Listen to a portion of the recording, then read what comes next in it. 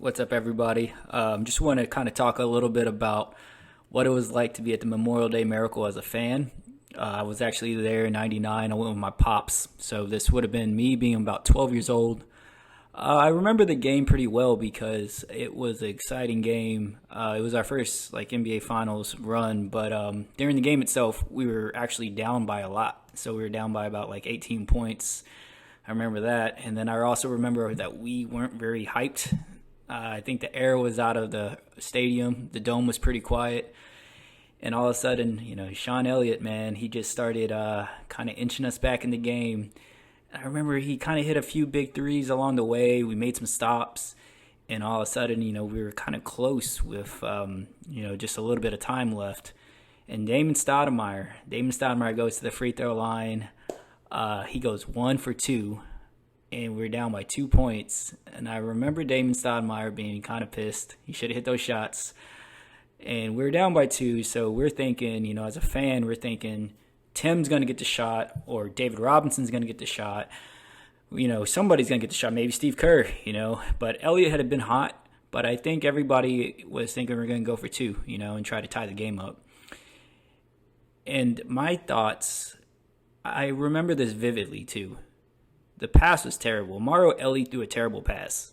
And let's be honest, it was a terrible pass.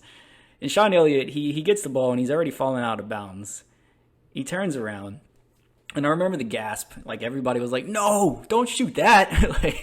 It was not a good shot.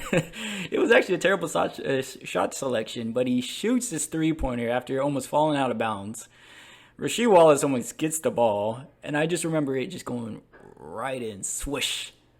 And you went from being like, no, to, holy shit, he actually hit it. And the dome erupts, man. It goes nuts. And I remember my pops, he was there. We were there with, I think some family friends. But I remember there was, strangers hugging us, Strangers were just hugging each other and everything, man. The fans are going nuts. I don't remember San Antonio ever being so livid, And so, the last shot, the Portland had some time left. Portland had, I think, about 9 seconds left, 8 or 9 seconds left. And so we were so pumped, but we were still nervous because they still had a time to get that last second shot off. And they came back out. They run their play. They actually got a couple good looks. And I remember once the ball goes back out to the midcourt, Robinson's chasing it down, pumping that fist. Man, that feeling, knowing we're going to win that game. And I think San Antonio knew we're not only going to win that game, we're going to win this series, and we're going to our first NBA Finals. The excitement, I think, as a fan and watching your city just go nuts. I don't think San Antonio really felt that type of energy, yet. And so that was our first, championship energy that we ever had. So walking out of the dome, people couldn't stop screaming. We said, go Spurs, go. I think all the way till the River Center Mall.